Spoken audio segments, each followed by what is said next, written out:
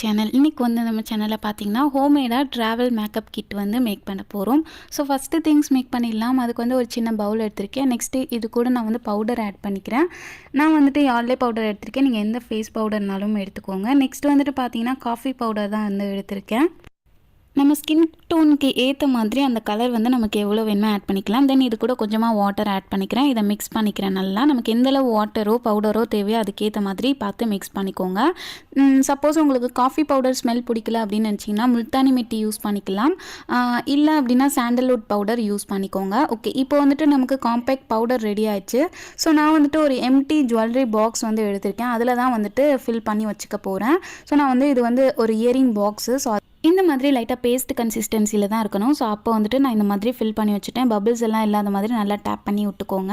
Next இதை வந்துட்டு நல்லா காய வைக்கணும். ஒரு 1 டே ஃபுல்லாக காய வச்சுக்கோங்க. வெயிலில் காய வைக்கணும்னு அவசியம் இல்லை. ஃபேனுக்கு கீழே நல்லா காய வச்சுக்கோங்க.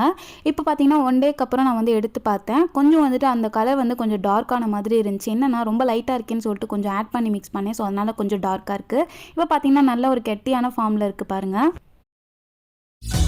மேனேஜ் செய்யுங்கள் உங்கள் பிளட் சுகரை ஹார்லிக்ஸ் டயபெட்டிஸ் பிளஸ் உடன் இப்போது புதிய சாக்லேட் ஃபிளேவரில். வாவ், சூப்பரான ஹேர். உங்களுக்கு விழாதா? விடவே மாட்டேன். நம்ம ராஜா பிரிங்கராஜா Himalaya anti hair fall shampoo. இதில் உள்ள பிரிங் ராஜா மற்றும் நேச்சுரல் புரோட்டீனின் பவர் 96